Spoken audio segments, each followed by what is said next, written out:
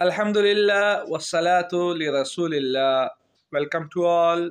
Welcome to Arabic with Ali. आज हम pronounce के बारे में पढ़ेंगे. What is pronoun? हम प्रोनाउन की क्या तारीफ़ करते हैं कि हर वो लफ्ज़ जो नाउन की जगह इस्तेमाल किया जाए उसे प्रोनाउन कहते हैं. The word which is used instead of noun is called pronoun. अरबी में और उर्दू में इन्हें ज़माइर कहते हैं. अब ज़माइर क्या होती हैं कि जैसे मिसाल के तौर पर हम अगर कोई पैराग्राफ लिखते हैं किसी के बारे में, मिसाल के तौर पे हम हुज़ूर अलैहिस्सलातु वस्सलाम के बारे में लिखते हैं तो हम कहते हैं हज़रत मोहम्मद सल्लल्लाहु अलैहि व आलिहि वसल्लम मक्का में पैदा हुए. और आप, अब हम यहाँ पे हुज़ूर अलैहिस्सलातु वस्सलाम का दूसरे सेंटेंस में नाम नहीं बल्कि प्रोनाउन इस्तेमाल करते हैं. आज हम बात करते हैं ज़माइर की, प्रोनाउंस की. अरेबिक के अंदर दो किस्म के प्रोनाउंस होते हैं, दो किस्म की ज़माइर होती हैं.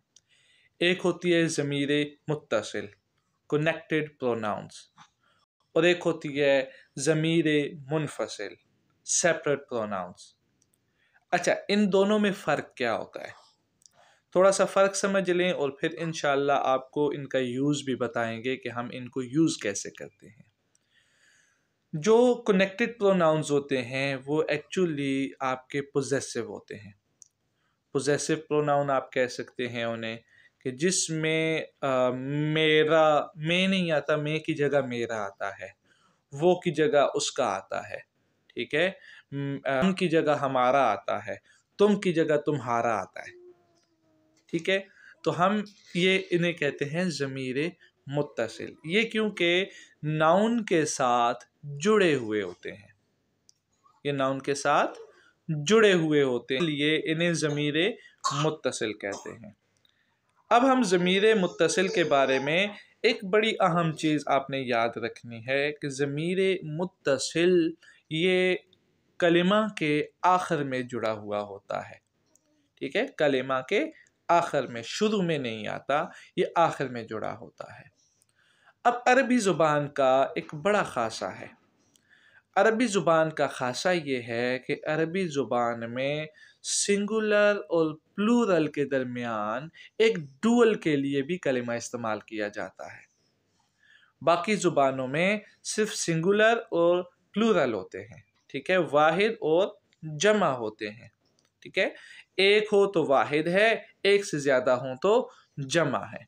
लेकिन अरबी ज़ुबान के अंदर यहाँ पे आप देखेंगे कि एक के लिए वाहिद होगा, दो के लिए डुअल जिसे तस्निया कहते हैं, और तीन या तीन से ज़्यादा के लिए जमा प्लूरल होगा.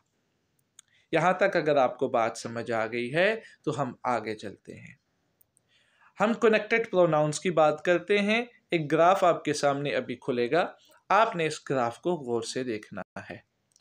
इस ग्राफ के अंदर हमने कितनी चीज़ें बनाई थी. इस ग्राफ में सबसे ऊपर हमने वाहिद, तस्निया और जमा बनाए. उसके बाद क्योंकि किसी भी ज़ुबान के अंदर जो मुखातब होते हैं वो तीन किस्म के होते हैं. कितने किस्म के होते हैं? तीन किस्म के होते हैं. या तो वो फर्स्ट पर्सन होता है, या सेकंड होता है, या थर्ड होता है. ये बात आपने अब समझ ली. तो अब फिर उसमें जो आपके सामने बैठे होते हैं, जो आपके मुखातब होते हैं, वो भी दो किस्म के होते हैं, ठीक है. फर्स्ट, सेकंड, थर्ड पर्सन के अंदर भी जो आपके मुखातब हैं वो भी दो किस्म के होते हैं. सेकंड पर्सन में भी दो हैं और थर्ड पर्सन में भी दो ही होंगे, ठीक है, जिन्हें हम मुज़क्कर मुअन्नस कहते हैं, ठीक है, मैस्कुलिन फेमिनिन कहते हैं. यहाँ तक आपको बात समझ आ गई तो हम आगे चलते हैं. अब सबसे पहले हम गायब की बात करते हैं, थर्ड पर्सन की बात करते हैं. थर्ड पर्सन जब हम बात करते हैं तो थर्ड पर्सन में हमारे पास मुज़क्कर भी होगा, मुअन्नस भी होगा, वाहिद भी होगा, तस्निया भी होगा, जमा भी होगा, ठीक है. हमने सबसे पहले मुज़क्कर की बात करनी है और वाहिद की, फिर तस्निया की, फिर जमा की, ठीक है. तो सबसे पहले होता है हु, हा के ऊपर पेश होती है ہو، ٹھیک ہے. اس کا تھرڈ پرسن ہے جو غائب ہے. ٹھیک ہے، میں جیسے کہتا ہوں کتاب ہو، اس کی کتاب. بیت ہو، اس کا گھر. قلم ہو، اس کی قلم. ٹھیک ہے، یا آپ اس کی آنکھوں کے بارے میں بات کرتے ہیں، اس کی آنکھ ہے تو عین ہو، اس کی آنکھ. تو آپ کو یہاں تک بات سمجھ آ گئی ہوگی. اب جب ہم دو کی بات کریں گے کہ ایک کے بجائے دو ہیں آپ کے تھرڈ پرسن جن کے بارے میں آپ بات کر رہے ہیں، وہ دو ہیں، تو اب آپ ان کے لیے ہما کا لفظ استعمال کریں گے. ہما.